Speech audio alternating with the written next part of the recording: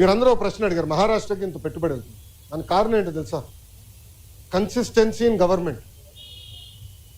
అంటే ఒకే ప్రభుత్వం మళ్ళీ మళ్ళీ వచ్చేగల ఏమవుతుందంటే అక్కడున్న పెట్టుబడులు పెట్టే వాళ్ళకి కాన్ఫిడెన్స్. డావోస్లో ఒక పారిశ్రామికవేత్త నేను కలిసాను, మన ఆంధ్ర రాష్ట్రంలో పెట్టుబడి పెట్టాడని. నాకు టైం లేదు బాస్, నాకు ఇంకో మీటింగ్ పరిగెడుతున్నా, నాతో నడవండి అని చెప్పి మన ఆంధ్ర పెవిలియన్ నుంచి భారత్ పెవిలియన్ వరకు మేము నడుచుకుంటూ వెళ్తున్నాం, ఒక 10 నిమిషాలు వాక్. ఆయన అన్నాడు, నేను జగన్మోహన్ రెడ్డి గారిని ఇదే డావోస్లో కలిసానికి ప్రయత్నించా, చాలామంది అడిగా, కలవనని చెప్పాడు అని. ఎందుకన్నారు? మీరు తెలుగుదేశం పార్టీ హయాంలో పెట్టుబడులు పెట్టారు కదా అంటే, మీరు తెలుగుదేశం పార్టీ కంపెనీ, అది వరల్డ్ రినౌండ్ కంపెనీ. కనీసం వాళ్ళ సమస్యలు పరిష్కరించేదానికి గత ముఖ్యమంత్రి గారు కానీ ఇండస్ట్రీస్ మంత్రి కానీ కలవలేదు. నేను మంత్రి అయినా ఐటీ వాళ్ళతో మీటింగ్ పెట్టాను, వాళ్ళు కూడా చెప్పారు కదా మీటింగ్లో, ఫస్ట్ టైం గత 5 సంవత్సరాలు ఫస్ట్ టైం ఐటీ ఇండస్ట్రీతో మీటింగ్ పెట్టింది మీరు ఒక్కరే అని. ప్రజలు కూడా ఆలోచించాలి. ఈరోజు గుజరాత్లో 5వ బీజేపీ ప్రభుత్వం ఏర్పడింది గుజరాత్. దానివల్ల మీరు చూస్తే గుజరాత్ ఏమో స్పీడ్గా అభివృద్ధి కార్యక్రమాలు ముందరికెళ్తుంది. మహారాష్ట్ర కన్సిస్టెంట్గా మళ్ళీ ప్రభుత్వం వచ్చింది. సో కన్సిస్టెన్సీ ఉండే గల పెట్టుబడులు పెట్టేదానికి పారిశ్రామికవేత్తలు ముందరికి వస్తున్నారు, వాళ్ళు పెట్టుబడులు పెడుతున్నారు, ముందరికి వెళ్తున్నారు. ఈ మన రాష్ట్రంలో ఏమైందంటే 2014 నుంచి 19 వరకు ఒక స్పీడ్గా వెళ్ళాం, కరెక్ట్గా వచ్చి బ్రేక్ పడింది. బ్రేక్ ఎలా పడింది కూడా నేను చెప్తాను. పీపీఎల్ రద్దు చేయలేదా?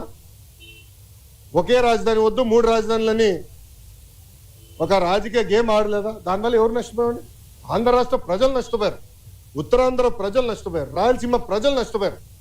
దయచేసి ప్రజలందరికీ గమనించాల. అందుకే మన ప్రధానమంత్రి గారు కానివ్వండి, ముఖ్యమంత్రి గారు కానివ్వండి, నేను కూడా నా స్పీచ్లో విశాఖపట్నంలో మళ్ళీ ఎన్డీఏ కూటమి గెలవాల్సిన అవసరం ఉందని చెప్పాను. మాకు ఇంకా 4 సంవత్సరాలు 5 నెలలు ఉంది ఎన్నికలు, 4 సంవత్సరాలు 4 నెలలు 5 నెలలు ఉంది ఎన్నికలు. ఎందుకంటున్నానంటే కన్సిస్టెన్సీ ఆఫ్ గవర్నమెంట్ ఉంటేనే కాన్ఫిడెన్స్ ఉంటుంది. డావోస్లో చాలా మంది నన్ను అడిగిన ఒక ప్రశ్న అడిగాను, సార్ మీరు బాగున్నారు, చంద్రబాబు నాయుడు గారు మేము నమ్ముతాం, కానీ జగన్మోహన్ రెడ్డి అనే వ్యక్తి గెలవడానికి గ్యారంటీ మీరు ఇస్తారా అని అడిగారు. గతంలో మేము చాలా ఇబ్బంది పడ్డాము, మళ్ళీ జగన్మోహన్ రెడ్డి గెలవడానికి గ్యారంటీ ఏంటని అడుగు. అమర్ రాజా బ్యాటరీ మీకు అందరు తెలుసు కదా, అమర్ రాజా బ్యాటరీ ఒక brand. Amar Raja battery corporate headquarters Chittoor జిల్లాలో ఉంది. వాళ్ళు కట్టే పన్నులో ఇన్కమ్ ట్యాక్స్లో ఆంధ్ర రాష్ట్రానికి ఎక్కువ భాగం వాటా వస్తుంది, ఎందుకంటే వాళ్ళ హెడ్ క్వార్టర్స్ ఆంధ్ర రాష్ట్రం. ఆంధ్ర రాష్ట్రంలోనే highest tax payer Amar Raja battery. ఆ అమర్ రాజా బ్యాటరీని వేధించలేదా గత ప్రభుత్వం? ఇదే కోడిగుడ్డుని అడుగుతున్నా, నువ్వు వేధించలేదా? సైకోని అడుగుతున్నా, నువ్వు వేధించలేదా? లేబర్ రేట్ చేయించావు, పొల్యూషన్ రేట్ చేయించావు. అది మా సొంత జిల్లాలో ఉంది, 30 సంవత్సరాల నుంచి మా జిల్లాలో ఉంది. ఒక్కరికి లెడ్ పాయిజనింగ్ అవ్వలేదు స్వామి 30 సంవత్సరాల్లో. ఎందుకంటే వాళ్ళు highest ethics, highest standards maintain చేసే పని. అలాంటి కంపెనీని వెంటాడి ఏడిపిస్తే ఎవడొస్తాడండి పెట్టుబడి పెట్టేదాన్ని? ప్రజలు కూడా గమనించాలండి, ప్రజలు సీరియస్గా ఆలోచించాలి. ఎందుకంటే ఈరోజు ఒక్కొక్క పారిశ్రామికవేత్తను ఒప్పించేదానికి ఎంత కష్టపడాల్సి వస్తుంది మాకు. ఇప్పుడు కాగ్నిసెంట్ నేను ఎక్కడ కలిసానండి, కాగ్నిసెంట్ చైర్మన్ వాళ్ళ పెవిలియన్కి వెళ్ళి నేను కలిసాను. ఒక మంత్రిగా నాకు అవసరమా వేరే వాళ్ళ ఆఫీస్కి వెళ్ళి కలిసి? నేను వెళ్ళా, ఎందుకు వెళ్ళా? మన పిల్లల కోసం నేను కమిట్మెంట్ ఇచ్చా, వాళ్ళ కోసం వెళ్ళాలని పెవిలియన్కి వెళ్ళా. త్వరలోనే మంచి న్యూస్ కూడా వస్తుంది, ఉత్తరాంధ్ర విశాఖపట్నంకి వస్తుంది. స్వామి ఏంటండి డావోస్లో కాదండి, జ్యూరిక్లో. Okay sir. అమ్మ రోజా గారికి జ్యూరిక్కి డావోస్కి తేడా ఏంటో తెలియదు, నన్నేం చేయమంటారు స్వామి?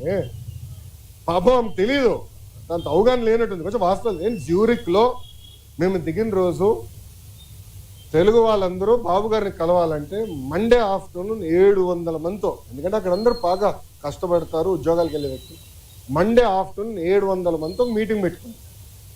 అక్కడ ఒక అతను నాకు ఎత్తాడు, చూపించాడు పేపర్, అన్న రెడ్ బుక్ గురించి మాట్లాడు అని చెప్పాడు. అతనికి సమాధానం చెప్తూ నేను మాట్లాడాను, డావోస్ నేను మాట్లాడాను. రెండోది మళ్ళీ చెప్తున్నా, రెడ్ బుక్ గురించి ఎందుకు వాళ్ళు భయపడుతున్నారు? రెడ్ బుక్లో విశాఖపట్నంలో చెప్పా, విజయనగరంలో ముగింపు సభలో కూడా చెప్పా. రెడ్ బుక్లో నేనేం చెప్పా, ఏ అధికారులు నాయకులు చట్టాన్ని ఉల్లంఘించి ప్రజల్ని, తెలుగుదేశం పార్టీ కార్యకర్తలు ఇబ్బంది పెట్టారో వాళ్ళని నేను వదిలిపెట్టను అన్నా. ఎందుకు భయపడుతున్నారు స్వామి? చట్టాలు ఉల్లంఘించే వాళ్ళు అన్నాను కదా, ఎందుకు భయపడుతున్నారు? చట్టాలు ఉల్లంఘించలేకపోతే ఆగి ఇంట్లో పడుకోండి అంటే ఆమె భయపడుతుంది, చట్టం ఉల్లంఘించింది కదా.